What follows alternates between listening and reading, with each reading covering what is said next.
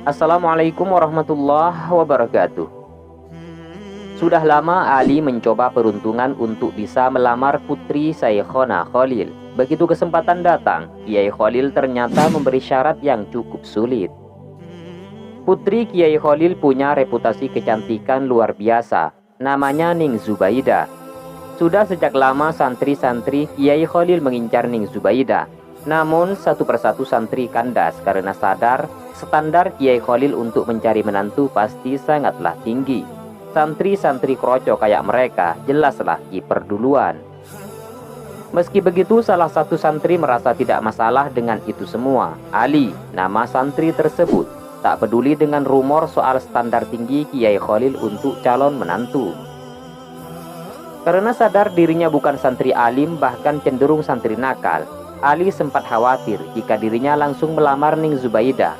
Besar kemungkinan Kiai Khalil akan menolaknya. Untuk itulah Ali perlu strategi. Awalnya, Ali menawarkan diri untuk menjadi santri dalam. Santri dalam merupakan sebutan santri yang mengurusi urusan kiai pengasuh pesantren, termasuk pula urusan rumah kiai dari kebersihan rumah sampai urusan dapur kiai. Harapannya tentu saja agar Ali bisa melihat langsung kecantikan Ning Zubaida dari jarak yang cukup dekat. Maklum, selama ini kecantikan Ning Zubaida hanya seperti legenda, tak pernah benar-benar diketahui secara kasat mata, namun menyebar begitu saja dari mulut ke mulut di antara para santri. Sejak awal Kiai Khalil tidak melihat sesuatu yang mencurigakan dari Ali. Dengan prasangka baik, Kiai Khalil mempersilahkan Ali untuk ikut serta menjadi salah satu santri dalam. Dengan menjadi santri dalam, Ali jadi bisa memasuki kediaman Kiai Khalil dengan bebas, masuk keluar ke dapur, ke kamar mandi dan ruangan-ruangan yang lainnya. Di saat itulah Ali berhasil melihat secara langsung Ning Zubaida. Begitu melihat secara langsung wujud Ning Zubaida, Ali semakin yakin. Masalahnya Kiai Khalil jadi pengasuh tidak 1 atau 2 tahun saja, namun sudah puluhan tahun. Sudah ketemu bermacam-macam santri, mulai dari santri alim, santri nakal, sampai santri brengsek. Dan sebagai ulama yang sudah berpengalaman mengurusi santri, Kiai Khalil merasa ada yang aneh dari gerak-geri Ali. Misalnya, Ali selalu memilih pekerjaan di dalam rumah yang berhubungan dengan kamar mandi dan dapur. Jika ada urusan atau pekerjaan di luar rumah, Ali selalu meminta temannya yang sama-sama santri dalam untuk berangkat, sedangkan Ali selalu memilih pekerjaan-pekerjaan di dalam rumah. Melihat gelagat aneh itu, Kiai Khalil memanggil Ali secara khusus. "Ada apa, Pak Kiai?" tanya Ali begitu menghadap Kiai Khalil. Kiai Khalil sejenak bergeming, memperhatikan Ali dari ujung kepala sampai ujung kaki. "Kamu selama ini betah jadi santri dalam?" tanya Kiai Khalil. "Alhamdulillah betah, Pak Kiai," kata Ali. Kiai Khalil sebelumnya mendengar selentingan dari beberapa santri lain kalau Ali menawarkan diri menjadi santri dalam karena mengincar Ning Zubaida. Tidak ada alasan lain. "Aku ingin konfirmasi dari kamu, Li," kata Kiai Khalil. "Iya, Pak Kiai," kata Ali. "Apa benar kamu jadi santri dalam itu karena mengincar anakku, Zubaida?" tanya Kiai Khalil.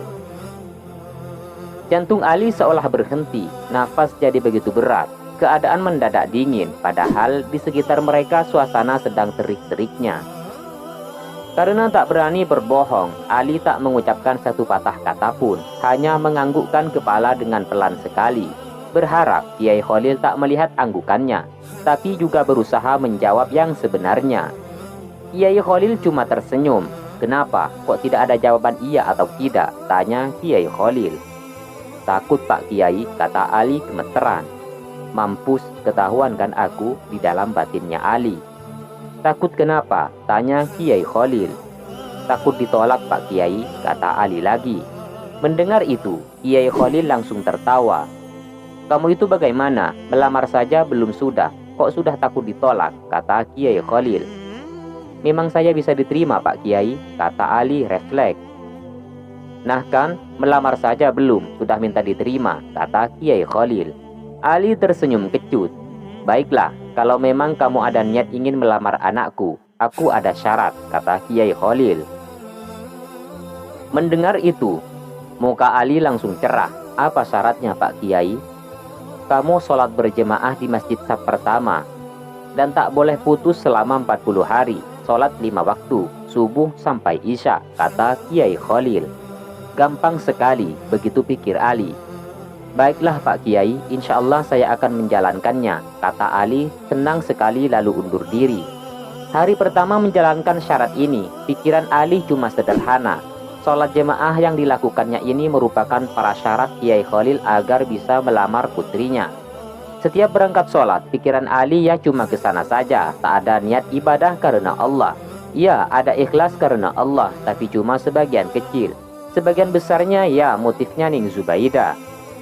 Mulai hari ketiga berangkat ke masjid jadi kelihatan berat, meski terlihat mudah. Sholat berjemaah 5 waktu di masjid selama 40 hari ternyata cukup sulit. Beberapa rencana pergi keluar kota atau minimal pulang kampung jadi batal semua. Semata-mata agar Kiai Khalil tahu kalau dirinya sholat di masjid. Kalau sholat di kampung halaman, Kiai Khalil mana tahu bisa jadi masalah nantinya. Sampai kemudian masuk ke minggu yang keempat, lebih dari separuh jalan. Sudah 28 hari tanpa putus, Ali sholat berjemaah di masjid saf pertama. Sekarang tubuhnya jadi ringan saja ke masjid, tak ada beban, seperti sudah gerak refleks saja. Pikiran soal Ning Zubaidah masih ada, tapi tidak menggebu-gebu seperti awal-awal. Masuk hari ke-30, menjelang akhir, Ali menjadi merasa harus cepat-cepat ke masjid begitu azan berkumandang. Kali ini, pikiran soal Ning Zubaidah hanya samar-samar. Malah sekarang Ali merasa kurang kalau belum sempat sholat tahiyatul masjid, tapi iqamat sudah berkumandang.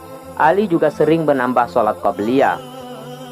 Sholat jemaah di masjid menjadi hal yang secara alamiah menjadi rutinitas yang tak boleh putus. Sampai akhirnya memasuki hari ke-40, Kiai Khalil sudah bersiap selama seharian menanti Ali menemuinya. Menanti Ali untuk menagih janji, tapi sampai hampir tengah malam, batang hidung Ali tak juga kelihatan. Bahkan sampai esok harinya, Ali tak juga menemui Kiai Khalil. Hari berganti sampai akhirnya masuk bulan kedua. Sudah lebih dari 40 hari, Ali melakukan syarat Kiai Khalil. Merasa tak enak hati, Kiai Khalil akhirnya yang mendatangi Ali. Ali, kamu kan sudah 40 hari lebih menjalankan syarat dariku. Kenapa tak juga menemuiku? Kamu lupa ya sama janjiku? Tanya Kiai Khalil. Ali yang sekarang sudah kelihatan berbeda dari Ali yang dulu. Dengan tenang Ali menjawab, aduh Pak Kiai, saya sekarang baru menyadari. Ternyata saya segoblok itu dulu. Untuk sholat 5 waktu jamaah di masjid saja saya harus perlu iming-iming memalukan kayak dulu. Jadi kamu tak jadi melamar anak gadisku? Tanya Kiai Khalil langsung ke pokok persoalan. Ali sempat malu-malu kucing mendengarnya, namun dia juga sadar perubahan besar selama 2 bulan ini tidak sedikit. Jika di awal Ali sholat hanya untuk mengejar syarat Kiai Khalil, rasa ikhlas itu lalu muncul pelan-pelan. Benar memang, saat memulai ibadah untuk kali pertama tak perlu ada rasa ikhlas dulu.